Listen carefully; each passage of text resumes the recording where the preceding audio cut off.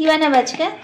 আজকে বিট গাজর আলু মটরশুঁটি দিয়ে ভেজিটেবিল চপ। শীত মানেই সবজি, তাই বিট গাজর উঠে গেছে, তাই ভেজিটেবিল চপ তো করতেই হবে। সবজি কেটে রেখেছি, তো ভেতরের পুরটা এখন আমি বানাবো।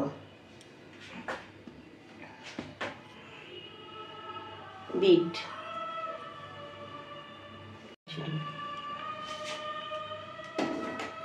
ছিটবে না, নুন দিয়ে দিই, একটু তেলে নুন দিয়ে দিই, তবে ছিটবে না সবজিটা। সবজিতে যতই ঝুড়িতে রাখি তাও জল থেকে যায়।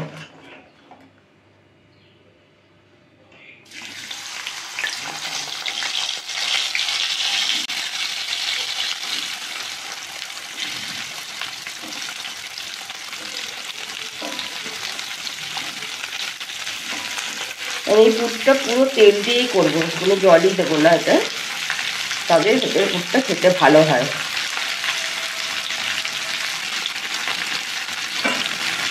আজকে সন্ধ্যাবেলার টিফিন কি তাহলে ভেজিটেবল চপ আর মুড়ি?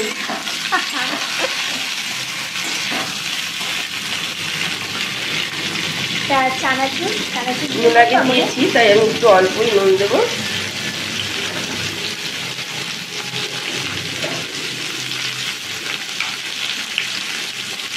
হলুদ,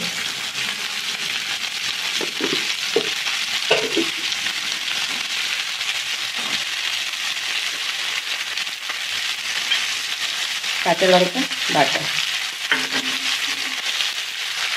আর শীতের সময় করছি, তাই একটু ধনে পাতা দেবো।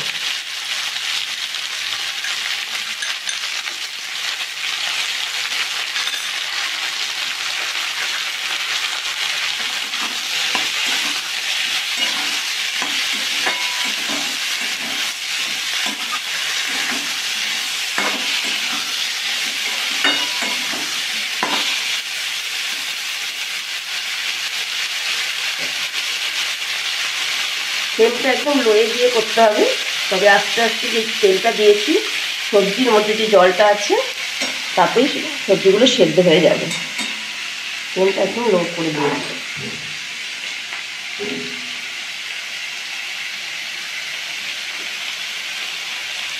সুন্দর কালারফুল।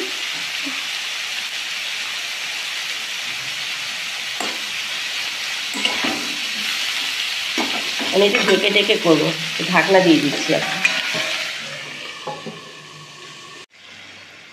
সবজিটা প্রায় সেদ্ধই হয়ে গেছে। ভেজিটেবিল চপ মানে একটু মিষ্টি মিষ্টি, তাই আমি চিনি দেবো এবার। দারুণ গন্ধ হচ্ছে কিন্তু। চিনি দিলাম, আর পুরটা একটু যাতে মাখা মাখা হয় তার জন্য একটু বেসন দিয়ে দেবো।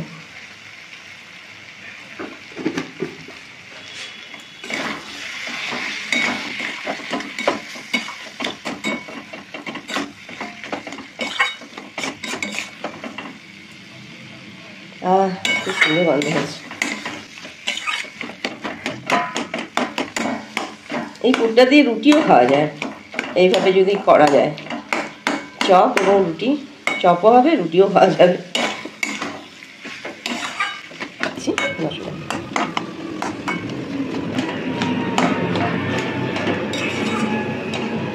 প্লেন যাচ্ছে বন্ধুরা, আমাদের মধ্যমগ্রামের কাছে এয়ারপোর্ট, তাই প্লেন গেলে ভীষণ আওয়াজ হয়, কিছুই শোনা যায় না।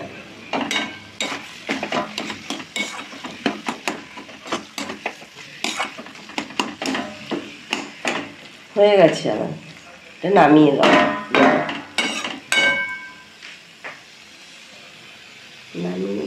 ভেজিটেবল করার জন্য পুরটা আমার রেডি। এখন আমি চপগুলো বানাবো। দেখুন, বিস্কুটের গুঁড়ো আর ডিমের সাদা অংশটা নিয়ে নিয়েছি আমি এখানে।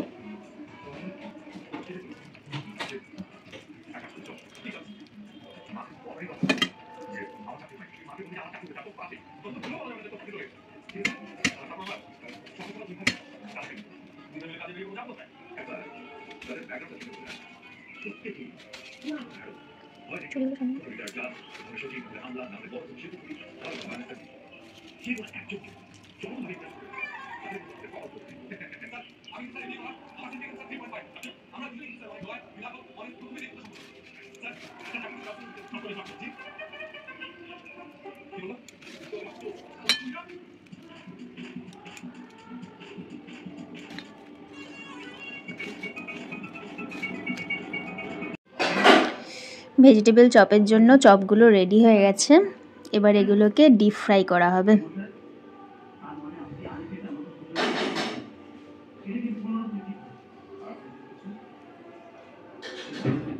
ভাজার জন্য তেল দিয়ে দিচ্ছি।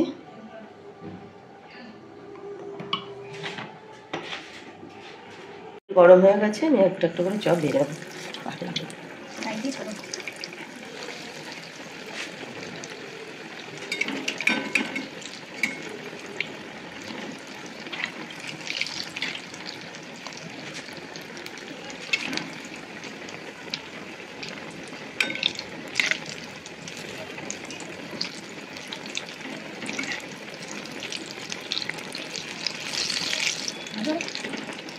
ওটা এরকম ব্রাউন কালার হবে, ব্রাউন কালার।